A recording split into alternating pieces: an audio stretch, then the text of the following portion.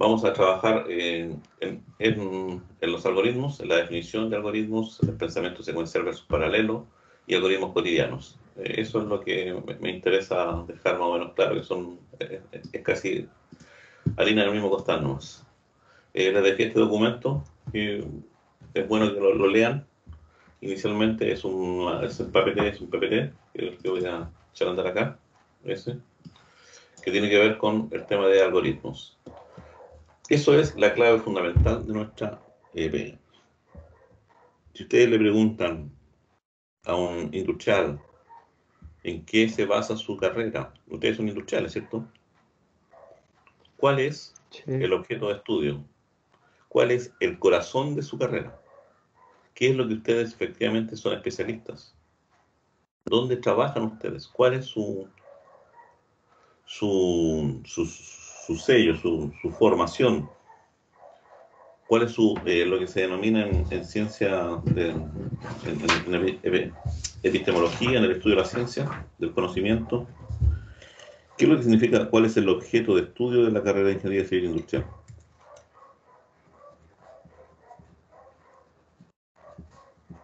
¿Cuál es La el objeto? optimización de procesos. Ya, sí, me parece bien. O sea, más que de procesos, optimización, ¿cierto? En términos generales. Logística también tiene que ver. Es La decir, toma de decisiones toma con... de decisiones, estamos de acuerdo. ¿Se dan cuenta? Ustedes son especialistas en eso. Estamos de acuerdo, ¿cierto? Pero para tener una buena toma de decisiones, para ser especialista en logística, para optimizar, lamentablemente en la actualidad eso ya no se hace con lápiz, papel ni calculadora. Eso en la actualidad lo hacemos con programas, con tecnología. Por lo tanto, hay que saber moverse en el ámbito de la tecnología sin ser un informático. Ojo con eso. ¿Por qué? Porque el informático, su base de estudios son los algoritmos. Y los algoritmos que son, no son programas, son soluciones a problemas. Eso es lo que vamos a ver ahora. Nosotros vamos a tratar de entender un poco la lógica que hay detrás de la solución informática, de lo que ustedes van a usar para tomar una decisión, para optimizar, que después viene el profesor Vladimir y les habla sobre software de optimización, cómo tienen que programar la logística. De hecho, software logística. Ahí hay software como para, por ejemplo, que harés diseño de rutas. Hay un montón de software que él trabaja en Excel. Eh, Hay uno que le llama Simplex, algo por el estilo. Es un software, ¿no? Es un método Simplex, no más. Método Simplex para poder resolver este método que ustedes van a estudiar después. Se usa con eh, Excel, pero no Excel pura casilla, sino que es programando Excel. Y aquí hablamos del algoritmo Simplex, que es el que usan ustedes, es para optimización. Hay varios algoritmos más. Y ahí ustedes tienen que entender cuál es su objeto de estudio.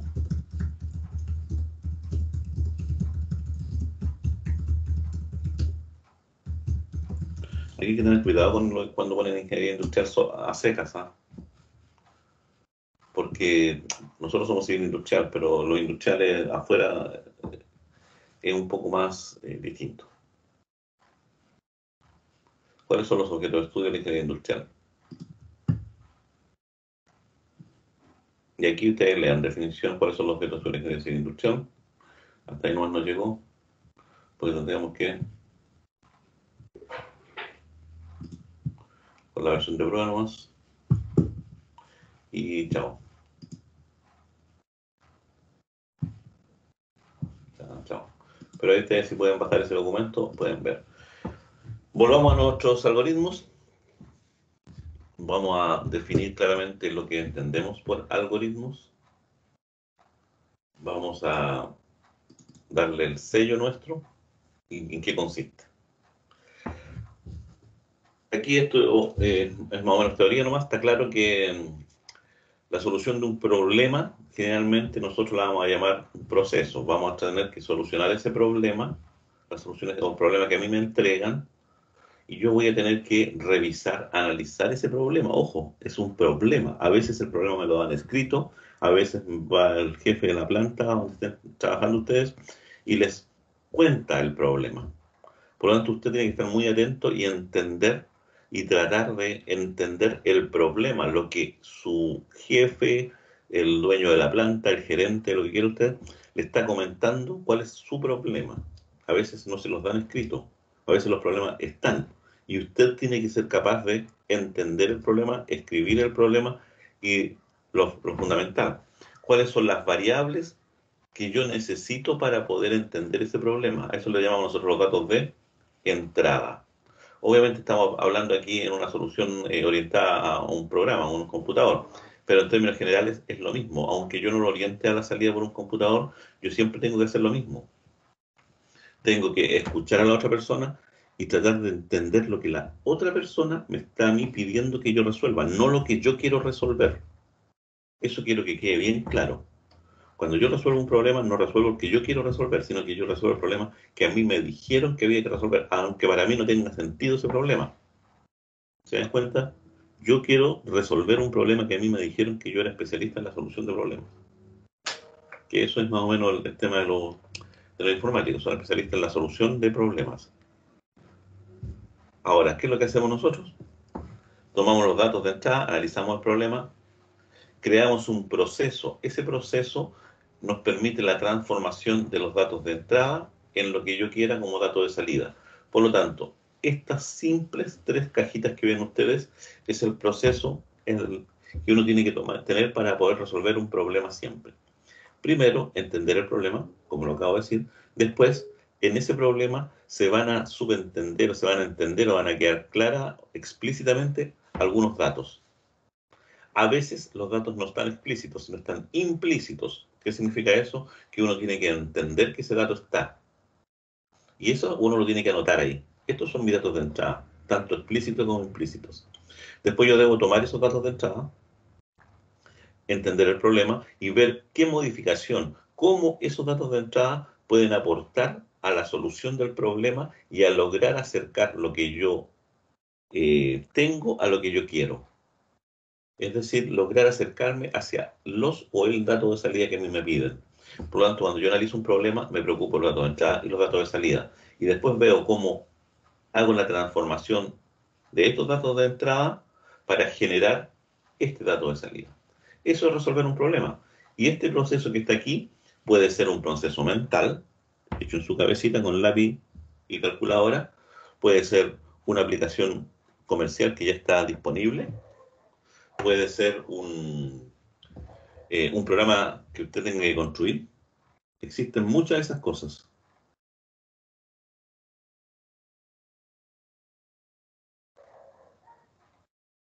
Muchas cosas como esa vamos a tener que revisar.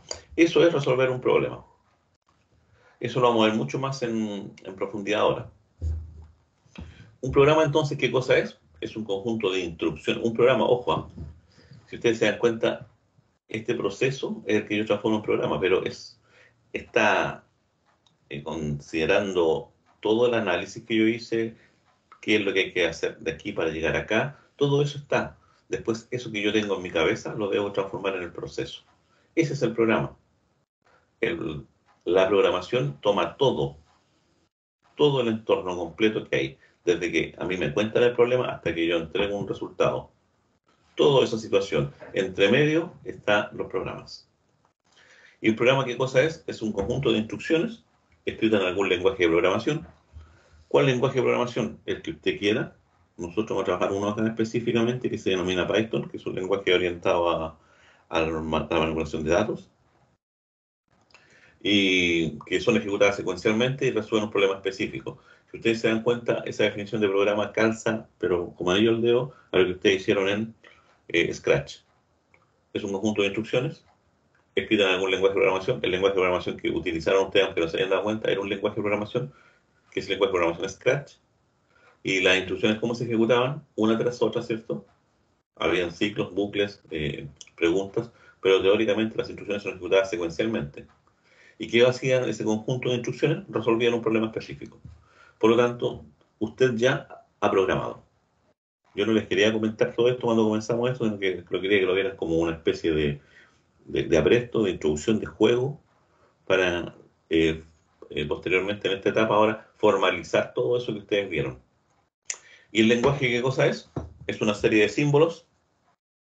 Símbolos pueden ser palabras, letras, números, dibujos, módulos, como los que vieron en Scratch, que sirven para transmitir uno o más mensajes, ideas. Ojo que hasta ahí es la definición de cualquier lenguaje, tanto los que hablan los humanos como los lenguajes que usan los computadores. Los lenguajes de los humanos se denominan lenguajes naturales, por si acaso. Y una rama grandota de la inteligencia artificial, que es una parte de los informáticos, trabaja lo que se denomina procesamiento del lenguaje natural, es decir, entender el lenguaje, darle entender las palabras, sino que entender la semántica que tiene esa frase, no solamente la sintaxis. Ejemplos de eso hay muchos. Siri, Cortana, el asistente de Google, esos aparatitos, el Google, no es el Chrome, es un aparatito redondo, no me acuerdo cómo se llama, pero que ustedes le hablan y le responden. Lo mismo con Siri, cuando ustedes le preguntan Siri, ella le está reconociendo lo que ustedes quieren. Hay algunas de esas cosas que son muy buenas. De hecho, él puede ser reconocimiento del lenguaje natural tanto hablado como escrito. Cuando ustedes se meten en alguna página web y le aparece ahí una ventanita abajo de una persona que es su asistente, dice, y pregunte lo que quiere, y ustedes preguntan y él responde, también eso es un programa de inteligencia artificial que fue construido usando procesamiento de lenguaje natural. De hecho, si ustedes buscan en Google, hay un artículo en YouTube, está el video de cuando Google presentó los avances que tienen en este campo, donde hizo que una persona hablara con otra persona y había que distinguir más o menos quién era la máquina y quién no. Y la persona que habló después nunca supo que estaba hablando con una máquina. Es bien interesante incluso las preguntas que se hacen, revísenlo. Eso es lo que se denomina el procesamiento de lenguaje natural, a lo que comúnmente, que a nosotros los informáticos no nos gusta hablar mucho esa palabra, pero le llaman inteligencia artificial. Para nosotros son algoritmos inteligentes que aprenden de los mismos datos. Y eso se hace generalmente en el lenguaje de ustedes, con Python. Podemos trabajar ese tema. De hecho, uno de los libros que tienen ustedes ahí se llama Python para ciencia de los datos. Eso es fundamental, entender eso. Ya, por lo tanto, el lenguaje que me permite a mí transmitir uno o más mensajes entre dos entidades diferentes. El lenguaje de programación, en el fondo, tenemos el computador y el ser humano o computador-computador. Es la forma en que ellos se comunican. A la transmisión de mensajes se le conoce comúnmente como comunicación. Por lo tanto, para que exista comunicación siempre tiene que haber un mensaje. Y ese mensaje tiene que unir dos objetos o dos entidades distintas. Si una persona habla y los otros no escuchan, entonces no es comunicación. Está claro. Porque tiene que haber dos entidades. Una envía el mensaje o la idea y la otra lo recepciona. Y después viceversa, le vuelve a responder. Y ahí se establece un proceso de comunicación. Eso ocurre en la vida real y ocurre entre los computadores también. En los lenguajes de programación existen muchos lenguajes, muchos, y cada uno específico en alguna área. Tenemos el lenguaje de máquinas, que es el lenguaje que usan los computadores, es el que teóricamente todo el mundo dice lenguaje de ceros y unos, pero yo ya le he mencionado que los computadores no trabajan con ceros y unos. Los computadores son entidades electrónicas, por lo tanto trabajan con un flujo de electricidad que pasa por entre medio de sus componentes. Y lo que hacemos es modelar ese flujo con un 0 o un 1. Un 0 es no pasa corriente, por ejemplo, y un 1 es paso corriente. Y tampoco estamos hablando de que no pasa nada, sino que son voltajes. Entre una determinada cantidad de voltaje vamos a considerar que no pasó, y si es más, vamos a considerar que sí pasó electricidad.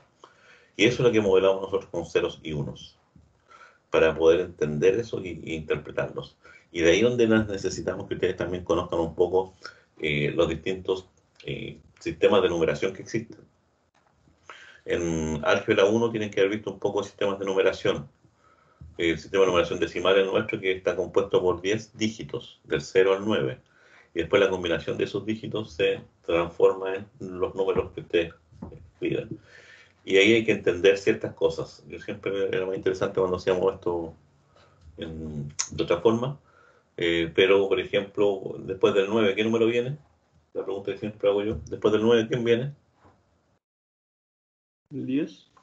Ya. ¿Y por qué se llama 10? ¿Y por qué es el 1-0? Buena pregunta. ¿Se han cuestionado eso alguna vez o no? Lo aprendimos de memoria nosotros, ¿cierto? De chiquitito nomás. Y después del 10, ¿cuál viene? El 1-1, que le llamamos 11. Los gringos le llaman 11. Después del 1-1, ¿cuál viene? El 1-2. Ah, y te dicen que se va generando una secuencia: 1-1, 1-2, 1-3, 1-4, 1-5, 1-6, 1-7, 1-8, 1-9, Claro. 1-10, no, sino que es 2-0, y empezando 1, 2. ¿Se dan cuenta? Lo vimos como una construcción así automática. ¿Pero qué significa el 1-0? Es de donde partimos, porque después del 1-0 yo ya le doy explicación al resto. ¿Por qué? Si yo tengo solamente 9 dígitos, del 0 al 9. ¿Por qué el que viene después del 9 es el 1-0? Esas son las respuestas que, por eso nos cuesta la matemática. Porque en el colegio nos explicaron de chiquitito nomás. Profe, ¿Mm? disculpe, no es porque tengo, ¿cómo se dice? Una decena y cero unidad, ¿o no? No. Esa es la interpretación que le dimos posterior. Ah, Posteriormente ya jugamos y ustedes le dieron nombre de decenas, centenas, los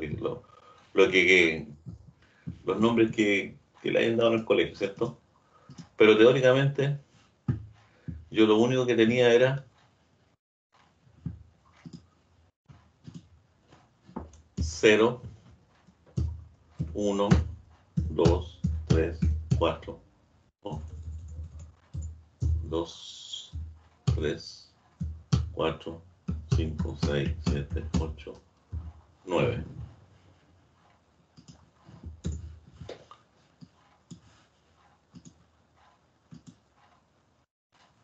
¿Y eso por qué me los tiraba ya? Tiraba para allá, no sé.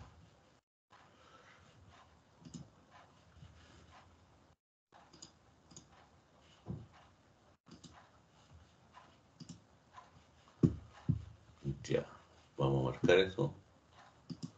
Los vamos a tirar en 24. En negrita para que se vean bien clarito. Ya. La pregunta ahora, esos números que yo tengo aquí son los dígitos. ¿Por qué el que viene después del 9 es el 1-0? Esa es la pregunta.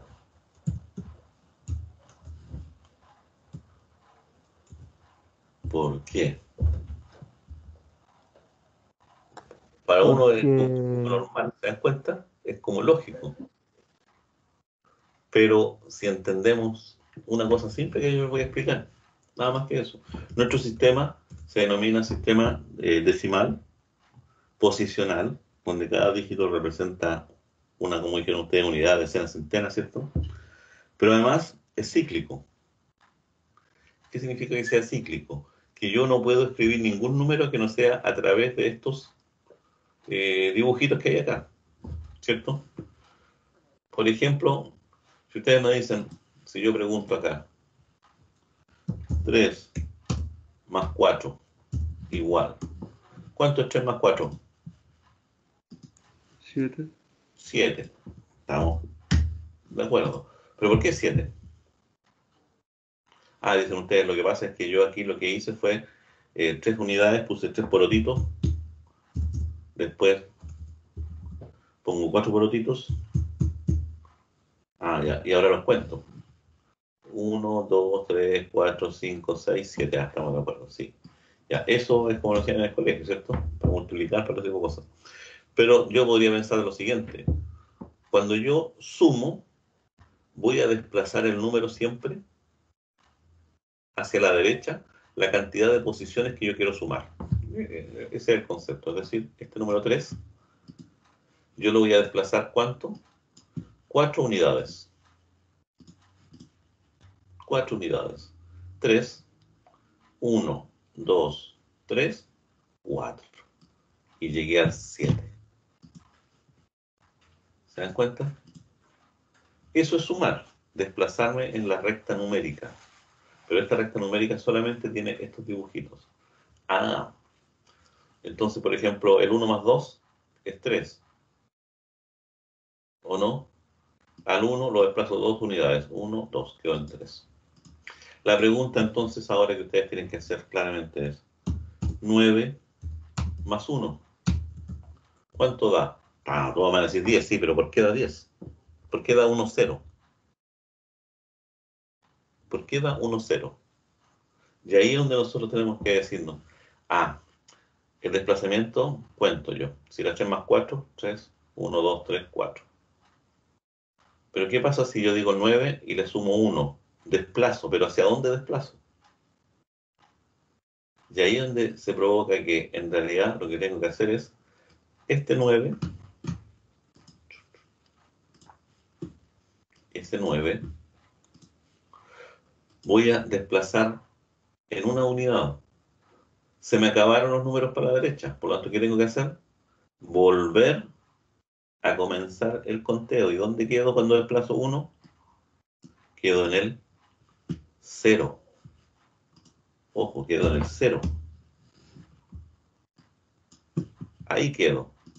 Pero, al hacer esto, estoy indicando que ya di una vuelta. Ya llevo acumulada una vuelta. Ese es el número 1. La vuelta. No sé si les queda más o menos claro. Eso es lo que estoy indicando. Por lo tanto, cuando me dicen el 20, ¿qué cosa es? Es dar 2 vueltas a este sistema y quedar parado en el 0. El 25 es dar 2 vueltas a esto y quedar parado en el 5. Esa es la idea. Eso es el concepto real. Si tenemos claro eso, no vamos a tener problema nunca nada en lo que... En los, porque este es este sistema numérico nuestro que usa 10 dígitos, porque tenemos 2 manos y tenemos en cada mano 5 dedos, lo que da 10. De ahí derivamos esto. La pregunta del millón ahora, ¿y qué pasa si llegan los marcianos y en cada mano tienen 4 dedos? Entonces es muy probable que el sistema numérico que ellos utilicen sea un sistema como este, posicional. Pero en lugar de tener 10 dígitos, va a tener 8 dígitos. ¿Se dan cuenta? Y así podemos continuar. Ahora, ¿qué pasa si los marcianos tienen 8 dedos en cada mano? Entonces su sistema numérico va a tener 16 dígitos. Y es ahí donde nos enredamos con computación. Y es ahí donde empezamos a darnos cuenta que en computación sí, el ser humano trabaja en base 10, sistema decimal. El computador internamente, dicen, trabaja en un sistema binario, puros ceros y unos. ¿Por qué? Porque el computador en teoría tiene 2 dedos. Y por lo tanto todo lo lleva a una combinación de ceros y unos. Que es decir, pasó o no pasó corriente. Esa es la idea. Por lo tanto, cuando uno hace eso, también podría pensar, bueno, pero es que al tener combinaciones 0 y 1 van a ser muchos ceros y unos muy grandes. Entonces, para que esa cosa sea un poquitito más entendible por los seres humanos, no podemos pasar del base 2 a base 10 al tiro porque es un poco más complejo, pero sí podemos pasar inmediatamente a base 16.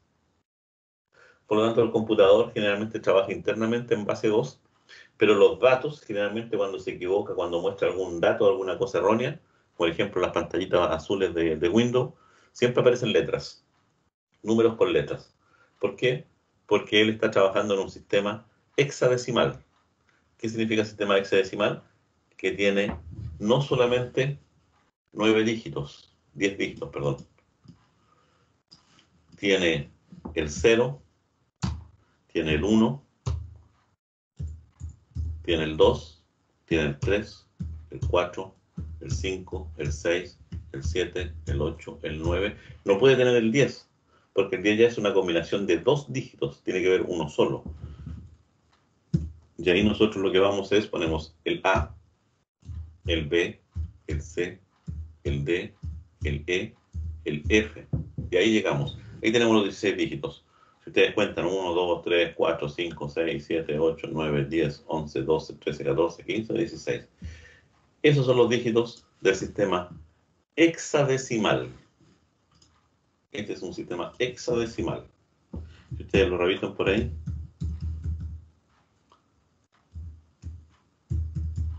ese es el sistema hexadecimal. Y el computador que tiene, ceros y unos. Y a esto le llamamos nosotros sistema binario. ¿Por qué? Porque todos los números solamente tienen que ser expresados como combinaciones de ceros y unos. Ese es el sistema binario. Si yo tengo ceros y unos nomás, entonces vamos a hacer la pregunta, en el sistema binario, ¿cuánto es 1 más 1? En el sistema binario, ¿cuánto es 1 más 1? A ver, Cero. ¿Mm? Cero. Sigan la misma lógica del 9 más 1. Por lo tanto, el sistema binario Sería 1, 1, 0. 1, 0. ¿Por qué? Porque estoy parado en el 1. Le sumo 1, tengo que desplazarme. Se me acabaron los números. ¿Dónde voy a dar? Comienzo de nuevo. ¿Dónde quedo parado? En el 0. Y di una vuelta. Por lo tanto, este se llama 10. Eso está claro. Este no se llama 10. Este que tengo ahí con verde no se llama 10. Se llama 1, 0, porque en el sistema binario no le hemos dado un nombre al número. Se llama 1, 0. Que de repente, claro, cuando estamos hablando en informática decimos 10 binario, dejamos claro que no es el 10 nuestro, sino que es el 1, 0. Y hacemos el apellido, binario. Por eso, cuando uno dice, ¿es tan cierto como que 1 más 1 es igual a 2? Nosotros los informáticos, ¿qué decimos? Depende. Depende, porque 1 más 1 no siempre es 2. 1 más 1 es 2 en el sistema binario. Perdón, en el sistema decimal, en el hexadecimal, en el octal. Pero en el sistema binario no. En el sistema binario no es, sino que este equivale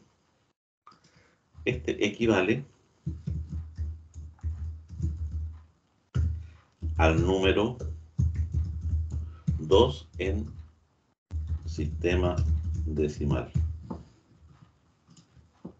Esa es la idea. Corresponde al número 2 en sistema, no al 10. ¿Se dan cuenta? Eso es interesante a conocer. En el sistema hexadecimal, en este, ¿cuánto sería 9 más 1? ¿Cuánto sería 9 más 1? Estoy acá y me desplazo 1. A. Por lo tanto, en el sistema decimal, 9 más 1 sería A. Así de simple, ¿verdad? ¿Y cuánto sería F más 1? F más 1 sería 1, 0. Por lo tanto, el 1, 0 decimal, el 1, 0 hexadecimal, el 1, 0 binario. Todos se escriben igual, pero hacen referencia a una cantidad distinta. Eso es importante reconocer. Eso es por eso siempre dicen, no, que son enredados los informáticos, hablan, sí, los informáticos hablan en binario, en hexadecimal y en decimal, incluso en algunos en octal. De hecho, hay calculadoras científicas, si más de algunos de ustedes lo tienen, que permiten hacer operaciones directamente en estos mundos raros.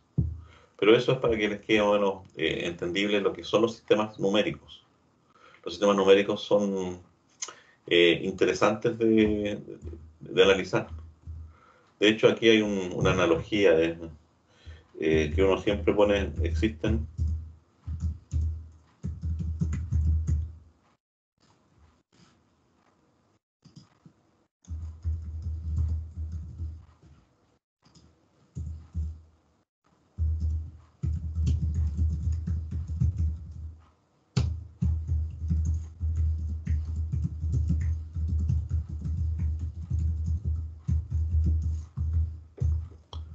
Eso lo pueden encontrar ustedes en varias partes, pintado, pegado. Es como un chiste para los informáticos. Existen unos cero tipos de personas, las que entienden binario y las que no entienden binario. Las personas que entienden binario van a decir si está correcto. ¿Por qué? Porque el 1, 0 son 2 en el sistema nuestro. Por lo tanto, 2 los que entienden y los que no entienden. Los que no entienden binario van a decir estamos equivocados porque tú dijiste que eran 10 y me dijiste los que entienden y los que no entienden, pero todavía te faltan 8 personas más, 8 tipos más. Se dan cuenta, no todo es claro. En informática ustedes siempre tienen que, y en ingeniería ustedes siempre también tienen que preguntar por lo mismo, la base. ¿Bajo qué criterios yo voy a responder? Por lo tanto, cuando me dicen tan cierto como que 1 más 1 es 2, usted tiene que responder, usted tiene que inmediatamente preguntar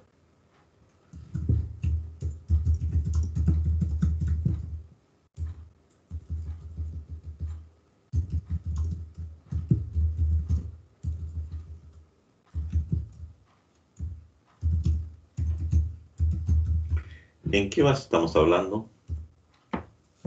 Tan cierto, por lo tanto, no todo siempre es tal como a mí me lo pintan. Y eso es válido para la vida, para todos, siempre hay que analizar, ver el contexto, ver de dónde viene, y no porque me lo dijeron, no porque lo vi en la tele, no porque me lo mandaron por WhatsApp, no. Siempre hay que cerciorarse, porque cosas tan simples como que 1 más 1 es 2, no siempre es 2. Y eso nos lleva solamente a lo siguiente, que un número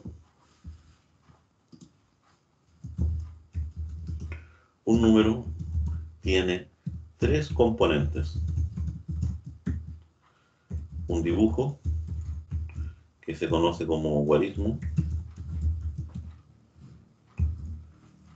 un valor, que es lo que representa, y finalmente, y un nombre. Tiene 3 componentes. Un dibujo, un valor y un nombre. Por lo tanto, este es el dibujo. Al hacer eso es el dibujo. Tiene un valor, un concepto, 2 unidades, es decir, 2 piedrecitas, como quieran ustedes. Y además tiene un nombre, se llama 2.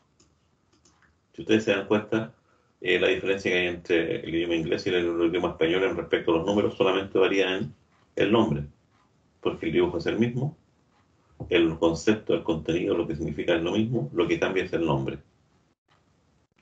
Yo podría trabajar en otro sistema. Los babilonios trabajaban en un sistema decimal, no en un sistema decimal, en un sistema en base 64.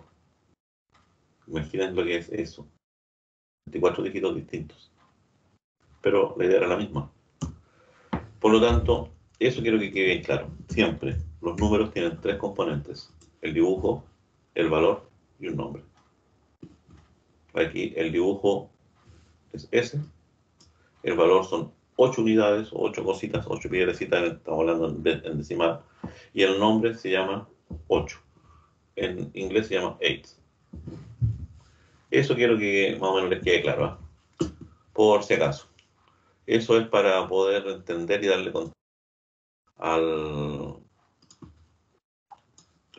sistemas. Eso es para darle contexto un poco a lo que estamos hablando acá. Ya una vez dicho eso, que hay que dejarlo claro nomás para que después no tengamos problemas. Entonces, cuando hablamos del lenguaje máquina, estamos hablando de puros ceros y unos.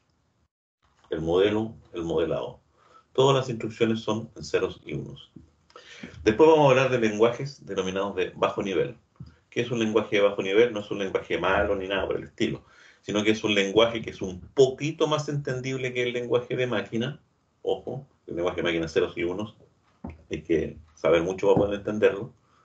El lenguaje de bajo nivel es un lenguaje un poquitito más entendible que el lenguaje de máquina, se denomina ensamblador, es el que generalmente construyen o utilizan los ingenieros electrónicos para construir los circuitos.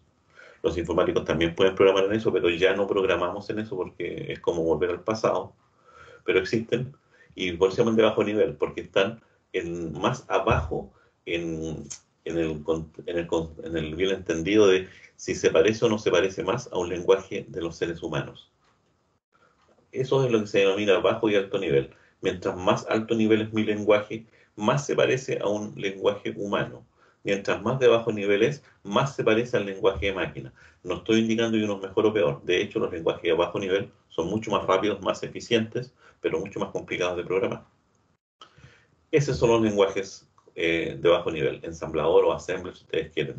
Pueden buscar también ustedes en Google acá ensamblador o lenguaje ensamblador. Y el problema de los lenguajes ensambladores es que depende del procesador que yo tenga. Aquí hay instrucciones, aquí hay una especie, no sé si lo logran ver o no.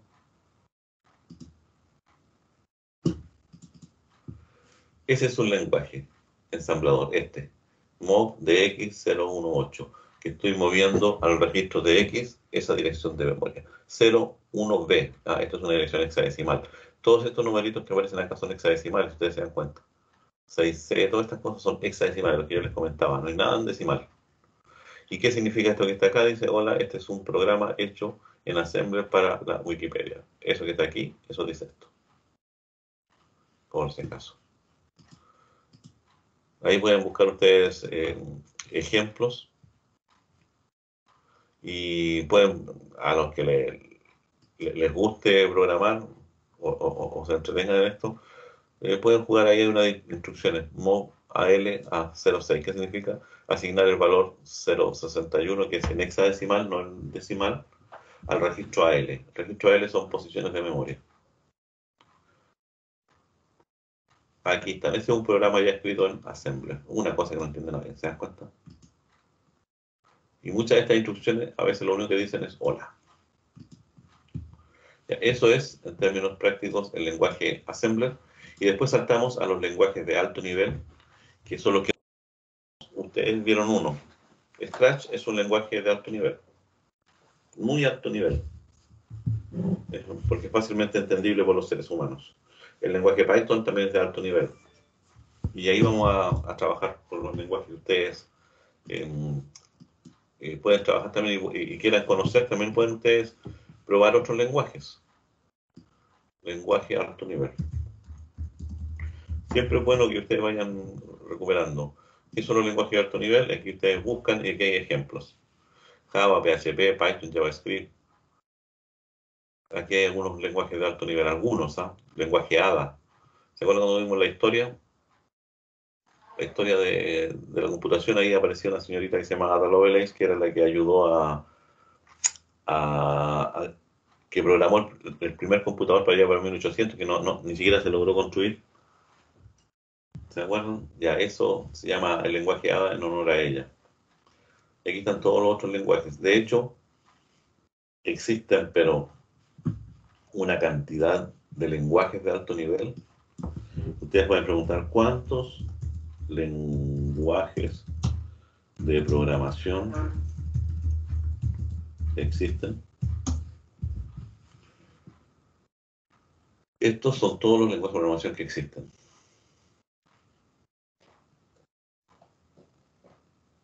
Ahí están, miren. Los que quieran con A son todos estos lenguajes de programación. Con B, con C, con D, con E, con F, con G, con H. Como pueden ver, lenguaje de programación para lo que usted quiera. Profe, ¿Sí? ¿y qué cambia de un lenguaje de programación a otro? Nomás. Y el objetivo que tiene cada lenguaje. Cada lenguaje está orientado a alguna cosa particular, en donde es mucho más fácil resolver un problema que es de esa familia. ¿Capta la idea? Ah, ya. Por ejemplo, si queremos trabajar en programación científica, el que se usaba generalmente antiguamente, en todo lo que era programación científica, todo lo que es herramientas que son necesarias, por ejemplo, para un observatorio astronómico, que ahí trabaja mucho procesamiento científico, ahí el lenguaje que efectivamente funcionaba era Fortran. Fortran, que significa Formula Translation, que está orientado hacia el cálculo científico. Antiguamente también, si yo hacía aplicaciones más orientadas al comercio, al negocio, a las empresas, entonces usaba uno de los primeros lenguajes que aparecieron orientados hacia ese ambiente, era COBOL. Por aquí tiene que estar nomás. Y COBOL, ese que está acá, ¿se dan cuenta? Y así después apareció el BASIC, que era un lenguaje llama de propósito general, que no estaba tan orientado a alguna cosa particular, pero las podía hacer todas. Pero al querer hacerlas todas, no podía dar respuestas rápidas a algunos problemas. habría que trabajar mucho. Y entre eso aparece Python ahora, que está más orientado hacia el procesamiento de texto, hacia el procesamiento de datos, de grandes volúmenes de datos, y a la computación científica realmente, a lo que vamos a hacer nosotros, los problemas que van a resolver ustedes. Hay otros lenguajes, como por ejemplo el Visual Studio Net o todo lo que son Visual Basic, son para hacer aplicaciones más bonitas nomás, aplicaciones de tipo visuales, para que un usuario, un tercero, pueda hacer, usar el programa. Por ejemplo, Word está hecho en una de esas aplicaciones. Nosotros no vamos a construir Word, nosotros vamos a trabajar en datos. En datos, aquí está. De hecho, Prolog está hecho para la inteligencia artificial y ese tipo de cosas. Y ahí está nuestro lenguaje. Nosotros vamos a trabajar en Python, cuya filosofía se hincapié en la legibilidad del código, es decir, que sea fácil de entender. Se trata de un lenguaje de programación multiplataforma, ya que soporta todo tipo de programación, y el lenguaje interpretado dinámico de multiplataformas. Y es abierto, este es el creador, uno nuevo. Y es el que usa, por ejemplo, Google para todo lo que ellos trabajan. Toda la inteligencia artificial que usa Google usa una herramienta que se llama TensorFlow, esto que está acá, que eso es Python. Corre sobre Python. Quieren redes neuronales, aquí trabajamos. Quieren reconocimiento de caracteres, aquí trabajamos. Quieren reconocimiento de, de videos, aquí trabajamos. De hecho, yo ayer estaba trabajando en una de estas cosas, que si mal no recuerdo era CD, RS, CD, detección. Esto no deberíamos, CD, detección. Y onda activate de detección OBJ. Aquí voy a ejecutar un programa en Python, que aquí se ve lento porque mi computador hace mucho procesamiento de datos, el programa, y necesito máquinas mucho más poderosas. En la que yo estoy haciendo las clases y programo es una máquina simple, un iMac de 22 pulgadas, pero tiene 8 GB RAM, nomás tiene un i5, pero eso es poquísimo para trabajar grandes volúmenes de datos. La mayoría de las cosas que yo hago, aquí hago el programa, pero después cuando ejecuto el programa y lo pruebo en serio, lo uso en una máquina que tengo al lado, que es un Linux, tiene una tarjeta de video incorporada, y yo ejecuto el procesamiento del video ahí. Esto lo que hace es que prende la cámara de mi computador y empieza a reconocer los objetos que hay cerca mío o que hay conmigo. Lo ve súper lento. Si ustedes lo ven lento, no se preocupen. Es como ejemplo nomás de hasta dónde podríamos nosotros llegar trabajando con estas cosas, para que tengan una idea de, de qué podemos hacer, qué pueden hacer ustedes con estas aplicaciones. Les puede servir para logística, para la optimización, para la toma de decisiones. Aquí se demora, miren. Ahí estoy ejecutando un programa. Me dice que vas a trabajar en la CPU y no en la GPU. La GPU son las tarjetas de video. Ahí está prendiendo, ahí estoy yo. Se da cuenta que yo me muevo y se mueve muy poco. Ahí me detectó, me dijo que esto es una persona. Estoy trabajando en una persona. Voy a mostrarle una calculadora. Y la calculadora me la reconoce como un teléfono celular. ¿Se dan cuenta? Voy a tomar, a ver, ¿qué otra cosa? Una botella.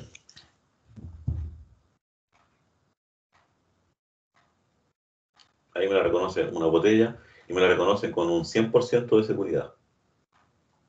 ¿Se dan cuenta? Ahora esto obviamente es lento, ¿por qué? Porque hace mucho procesamiento de datos, demasiado procesamiento de datos, demasiado.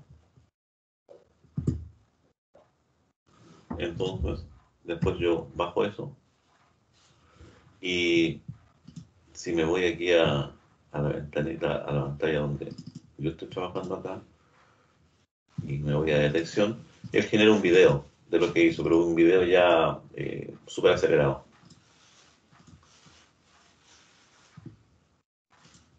Un video súper acelerado.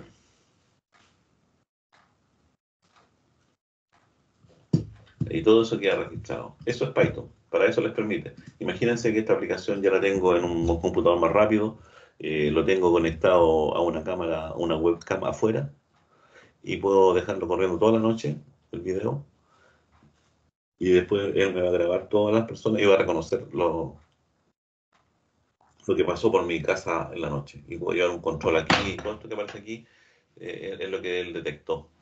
Detectó una persona, se detectó persona en esa píxel, en el 257,35 y en el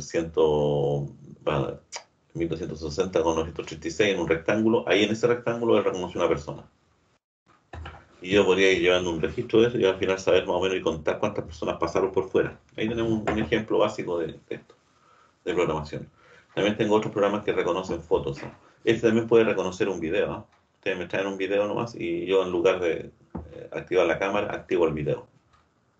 Y busca dentro del video lo que ustedes quieran, el elemento que ustedes quieran. Obviamente eso es una red neuronal que hay que entrenarla con distintos videos. Esa red neuronal está hecha para detectar 80 objetos nomás. Yo podría comprarla más, lo que pasa es que para poder entrenarla se demoró como una semana. Para poder generar eso. Ya, ese es el concepto de alto nivel. ¿Les quedan claros los lenguajes y para dónde vamos nosotros? ¿Por qué es importante todo esto? ¿Y para dónde va el mundo nuestro? Nuestro mundo va para allá. Y les quiero o no quiero ustedes, van a tener que aprender esto. Ustedes usaron lenguajes algorítmicos, gráficos y no gráficos. Ustedes usaron el Scratch.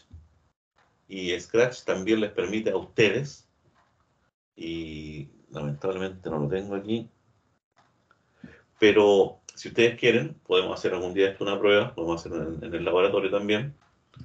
En el laboratorio podemos jugar con Scratch, robótica. Podemos trabajar con Scratch en estos robotitos que nosotros tenemos. Se llama Mac. Eso. Yo tengo uno de estos robots, tengo 4 de estos, que se programan así, se programan igual que en Scratch, pero le agregan una componente adicional, eso no, y el Block. Ese robot. Es unos robots chiquititos que los venden ahí en varias tiendas. Tenemos varios en la universidad. Cuando hacíamos esta clase online, lo podemos hacer online, pero también la podemos hacer en persona. ¿Cómo podemos programar nosotros estos videos? ¿Cómo podemos programar nosotros robots? Robot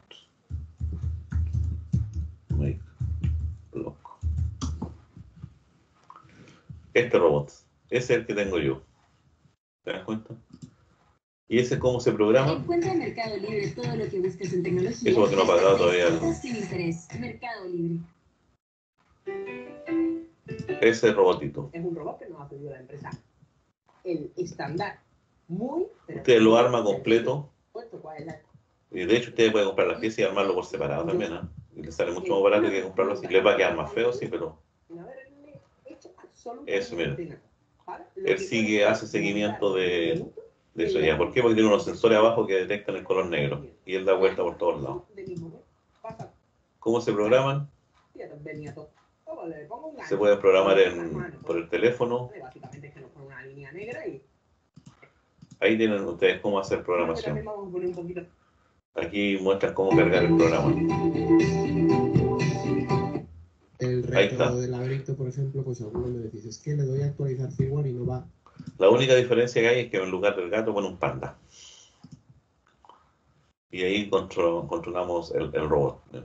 O los retos, y como normalmente lo hago en la plataforma de cursos, mientras va subiendo, desconecto, vale, volvemos a conectar. No un programa de comunicación, sino este. Por el laberintos, que es por el que me habéis preguntado el programa. Ya, ahí tienen ustedes. En verde, porque es lo... Ese robot lo pueden buscar y lo pueden comprar ustedes en distintas tiendas por si acaso y así empiezan a jugar. Recuerden que la industria 4.0, donde van a terminar ustedes, lamentablemente, como decimos nosotros, es todo con robots, es todo automatizado. De hecho, aquí tienen una opción para robótica y electrónica, no sé si los tengan ahora. Robótica. Ahí están los repuestos, ¿eh? Los repuestos para los robots. Ahí hay algunos. Robot principiante, robot bípido, ese camina. Robot biónico, lagarto. No tiene talca, pero lo pueden comprar. ¿Se dan cuenta? Es una, y se mueve. Pero ustedes, ¿cómo lo programan? Generalmente con una cosa como Arduino. Este está más bonito. En talca quedan todavía. Y ahí vienen los ejemplos. ¿Cómo se programa? Con Arduino. Va con una cosa como Scratch. Repetir y ustedes ya vieron Scratch. Por lo tanto, si quieren entretenerse algún día, podrían ustedes incluso buscar tutorial en internet y construyen esto.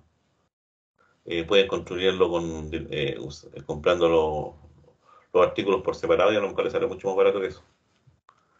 Esa es la idea fundamental. ¿Por qué vimos también Scratch? Para eso. Ya, ahí ustedes trabajaron con los lenguajes. Ahora vámonos a la clave. La palabra algoritmo se deriva de la traducción del latín de la palabra árabe algoritmi.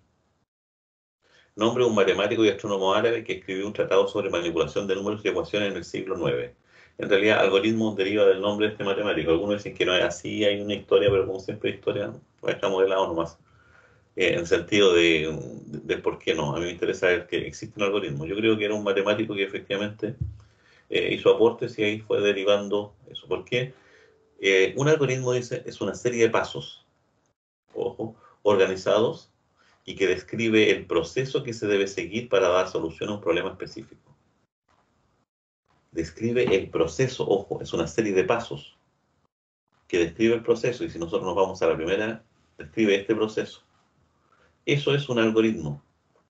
Este caballero lo que hizo fue describir cuál era el proceso para resolver una ecuación de primer grado. Si yo tengo la ecuación ax más b igual c, entonces la solución de esa ecuación es simple. Ni siquiera tengo que intentar resolverla o pensarla. Porque ¿cuál es la solución de la solución ax más b igual c? X es igual a paréntesis c menos b partido por a. Al tiro.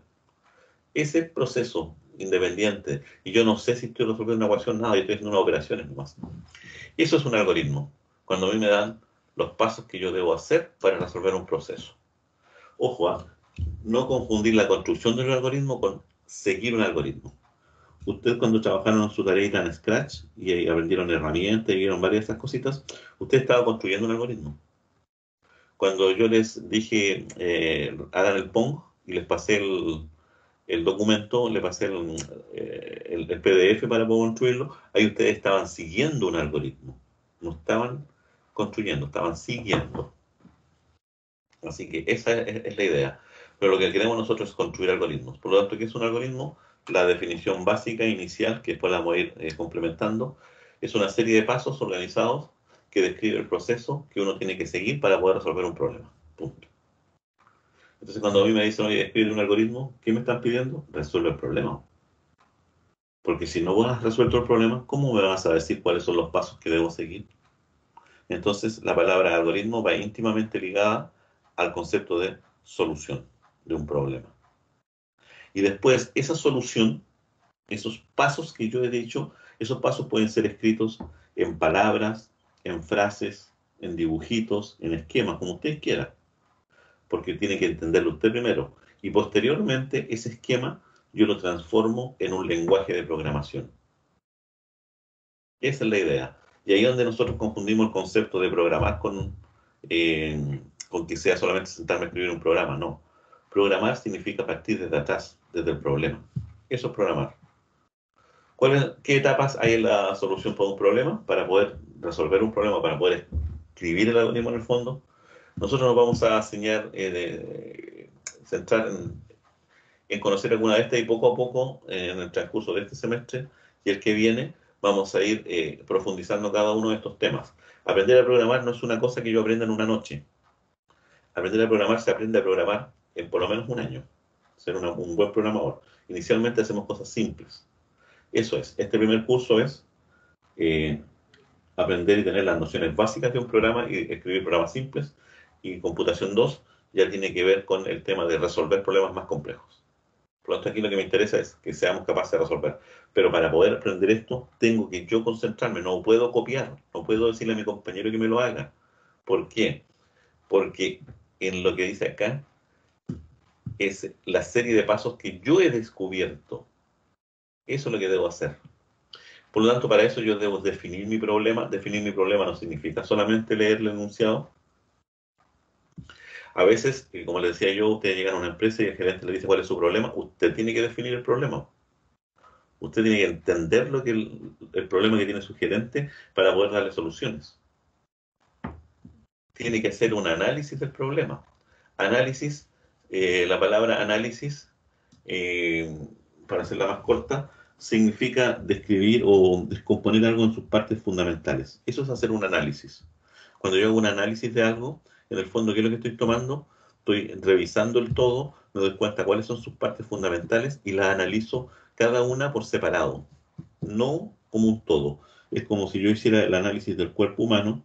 Entonces, ¿qué es lo que debo hacer yo? Estudiar el corazón por separado, analizar, como dice la palabra, estudiar los pulmones, los riñones, y estudio cada uno por separado.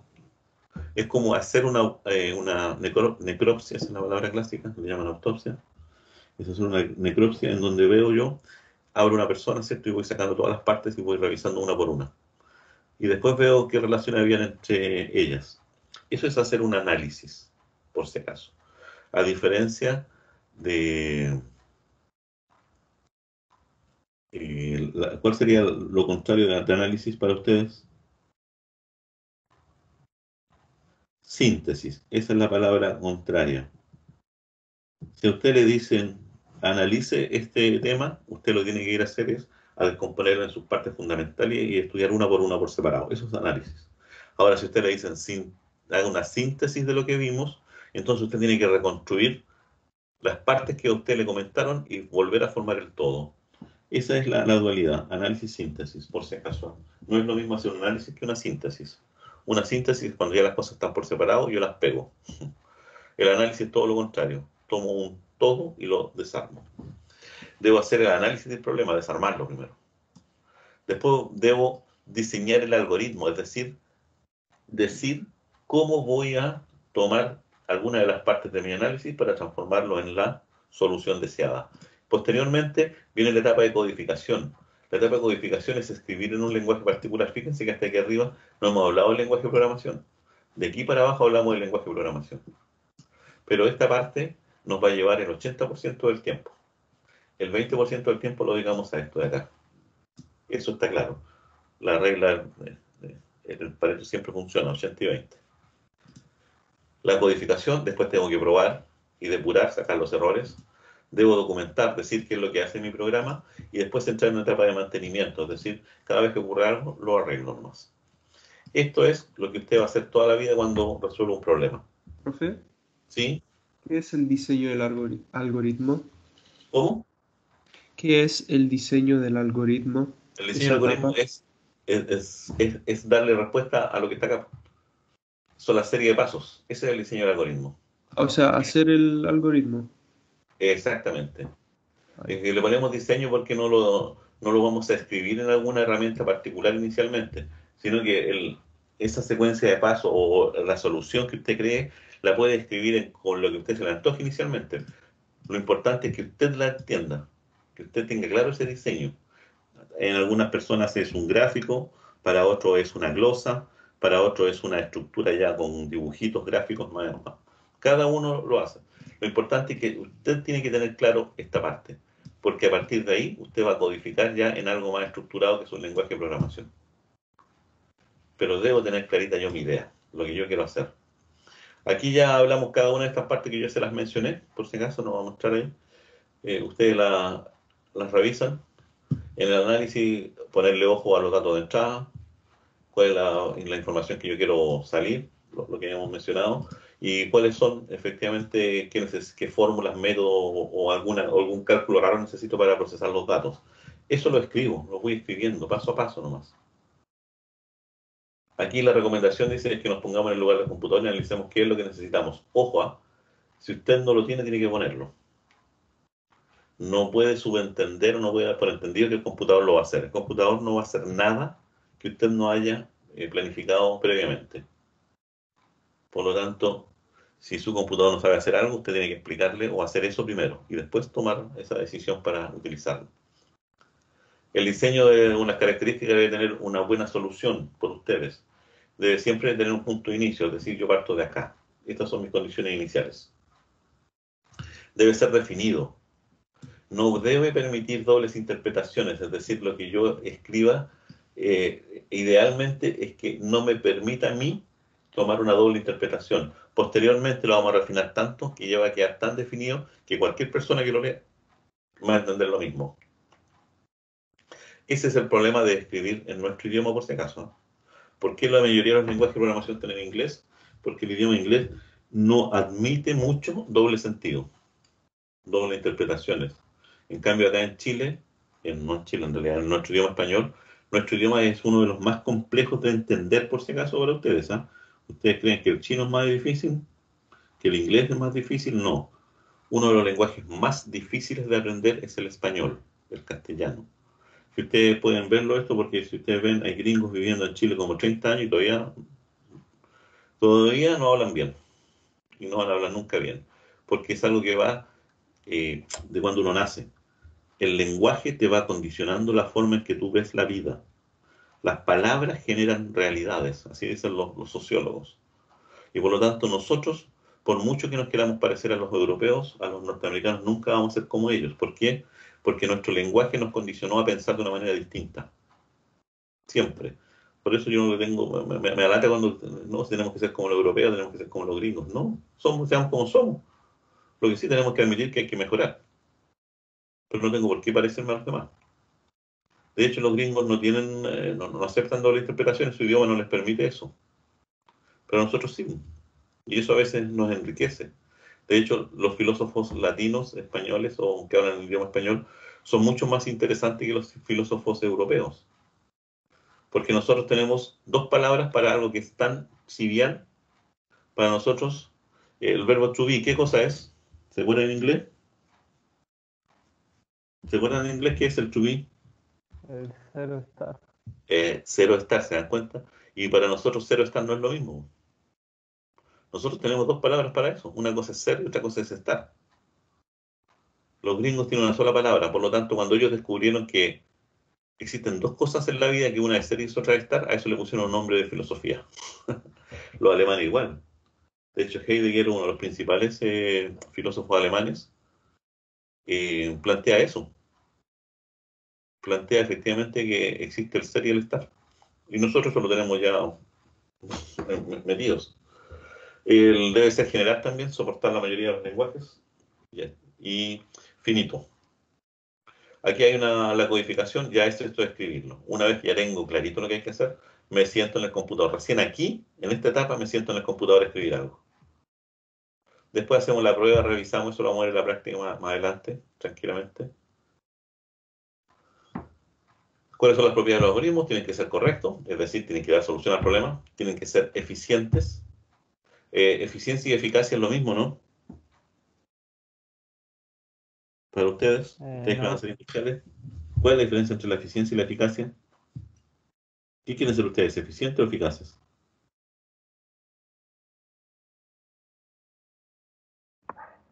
Eficiencia. Eficiente.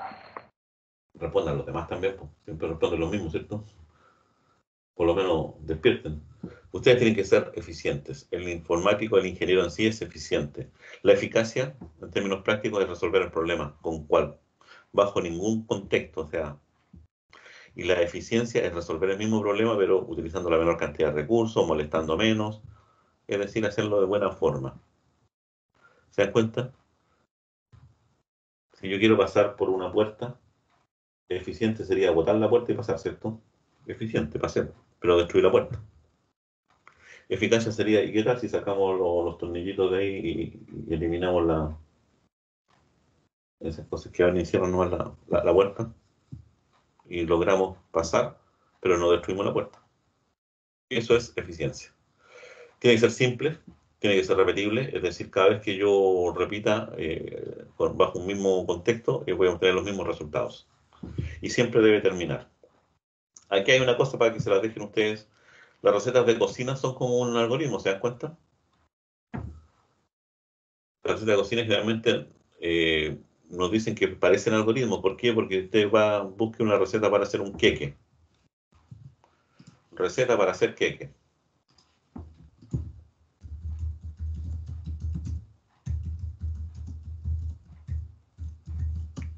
Recetas para hacer un queque. Vamos a ver aquí. ¿Qué dice la receta? Ahí están los datos de entrada, ¿se dan cuenta? 3 unidades, 2 tazas, 4 cucharadas, 4 tazas, 1 taza, ralladura de limón, 1 cucharada de polvo. Pasos a seguir. El algoritmo, en teoría. Para empezar, prepara el queque. Primero será batir el azúcar con la mantequilla. El resultado debe ser una crema suave y blanquecina. Puede usar unas varillas eléctricas si desea. A continuación, separe las yemas de las claras. Y aquí me van dando todos los pasos, ¿se dan cuenta? Este es lo que nosotros hemos mencionado que puede ser un algoritmo, ¿cierto? Y ahí finalmente tenemos nuestro queque. Cuando esté listo, retira el queque casero, deja que se enfríe y desmóldalo. Fácil, ¿verdad? Ya. Eso en teoría sigue lo que yo estaba mencionando acá, lo que era el algoritmo. Pero con las recetas de cocina hay algunos problemitas. Parecen algoritmos, pero no son algoritmos. ¿Por qué? Porque no siempre es repetible. Yo hago 2 veces lo mismo y nunca el queque me va a quedar igual. ¿Han captado eso? Es sencillo de expresar algunas cosas.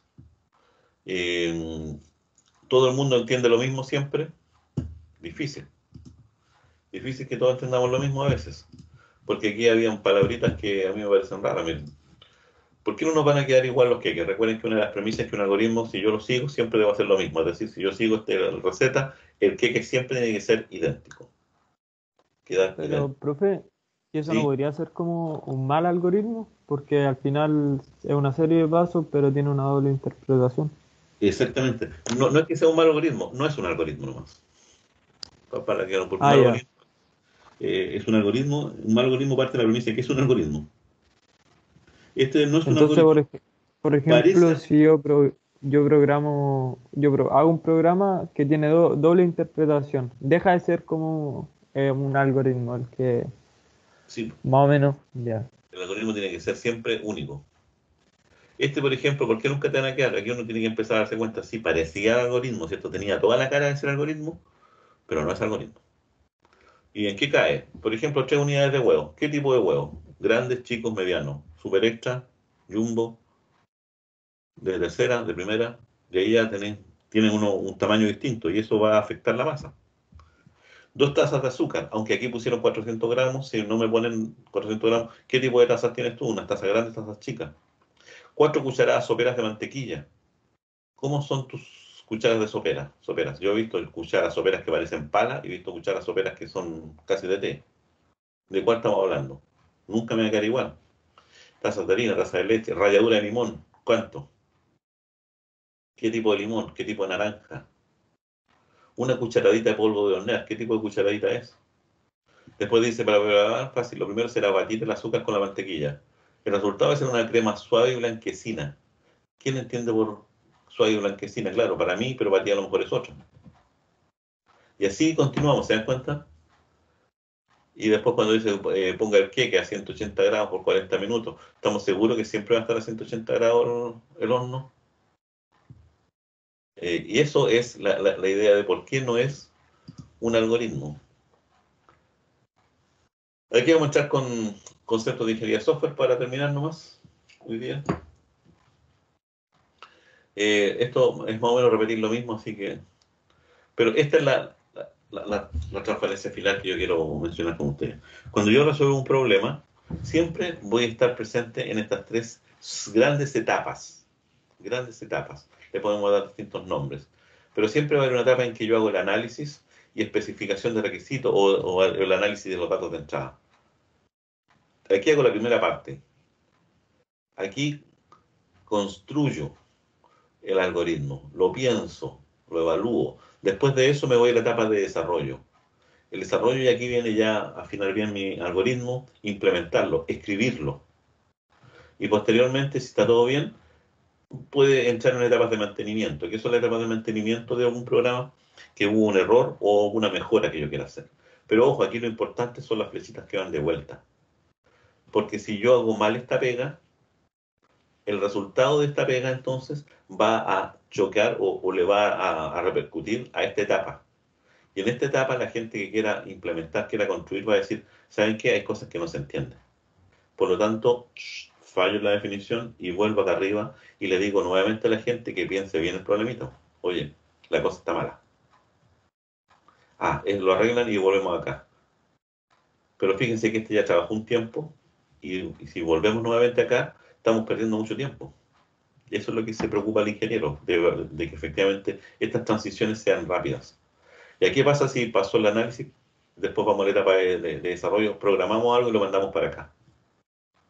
Esta es la etapa ya de explotación. Cuando está en explotación, puede que ocurran errores, pero errores en el programa, es decir, se cayó el programa porque había una variable, lo estaba dividiendo por cero, supongamos algo. Es un error simple, vuelvo acá arriba. Pero cuando el problema detecta que es un error ya en lo que quiere resolver, efectivamente, vuelve acá arriba, miren. Y hay que empezar todo de nuevo, y todo este trabajo quedó botado. Eso es lo que debemos preocuparnos con los ingenieros. Siempre se preocupan de eso, de saber efectivamente dónde está el error y quiénes son los culpables y qué debemos hacer para corregirnos y cuánto vamos a perder por habernos equivocado hoy. ¿Se dan cuenta? Porque perdimos hora acá, perdimos hora hombre acá y perdimos hora hombre acá. Y eso es plata. Eso es plata. Y esa es la pega del tipo. Y ahí vamos a entrar a la metodología de diseño nomás. Que siempre esto lo vamos a ir retocando durante en toda la práctica, que siempre tenemos que usar una metodología, siempre hay que usar una metodología. ¿Y cuál es la metodología que usamos nosotros? La nunca bien ponderada, dividir para vencer. ¿Y qué significa dividir para vencer? Que tomo mi problema y lo descompongo en subproblemas, cada uno de ellos. Eso es lo que intenta. Y después a cada uno de esos problemas le volvemos a aplicar el mismo método. Ese grande problema ya está más chiquitito, pero ¿se puede dividir más aún? Sí, a eso le llamamos refinamientos sucesivos. Esta metodología que voy a originar varios subproblemas y que al juntarlos voy a tener la solución de mi problema. Por eso yo no resuelvo el problema grandote al tiro. Yo lo primero que hago en el análisis es descubrir cuáles son las partes que están formando ese gran problema. Esa es la idea.